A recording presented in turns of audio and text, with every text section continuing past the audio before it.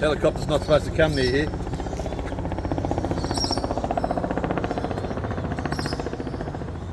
So does anyone know what these guys are? Wallaby. Yeah, these are a wallaby.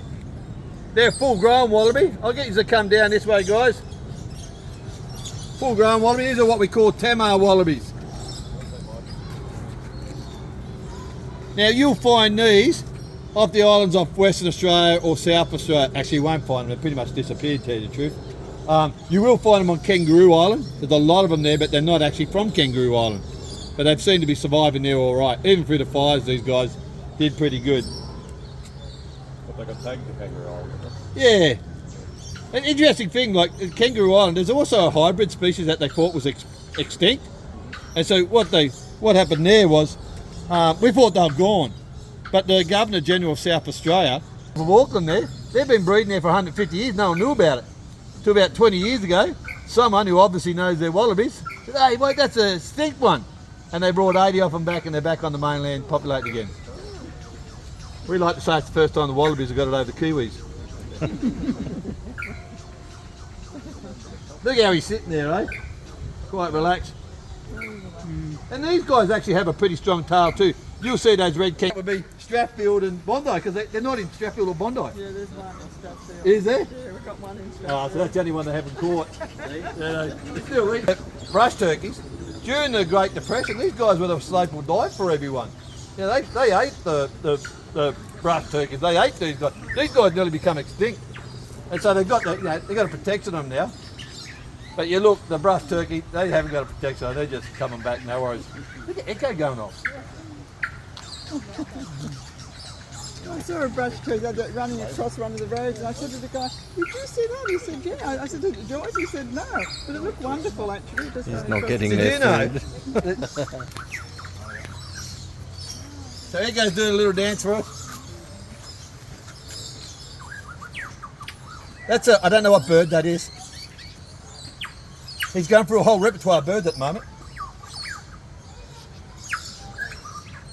Sounds sort of magpie or Kurrungi, doesn't it? Yeah. Oh, how cool kookaburra. is that, eh? You don't know it till you see him doing it. You think, well, that's Wow. mind-blowing. You can hear it. You think, oh yeah, whatever you reckon. Then you see it. That's amazing what they can do it. Well, you might hear.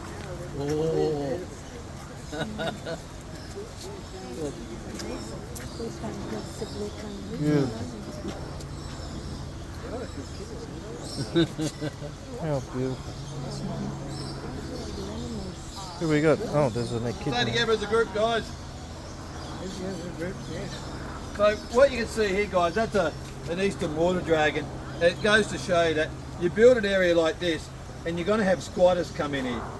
Okay, and the squatters are here. This area here is beautiful. You got those ducks over there, Pacific black ducks. You got these here.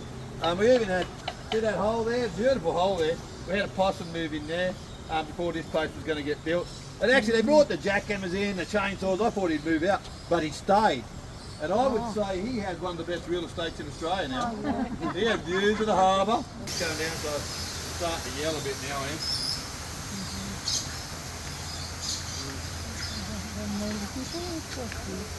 Yeah, these aren't potoroos. These are what we call redneck paddy melons. The land around Byron Bay, that area there.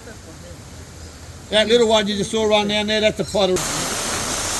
He's really cheeky, this guy.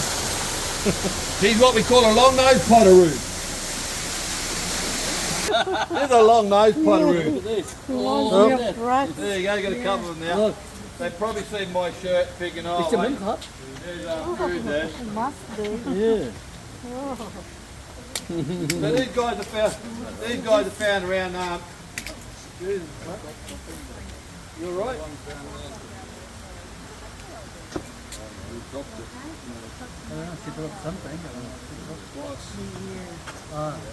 You have to work, guys. Cats can bring down those big tamars you saw there earlier. They're quite destructive. Don't move.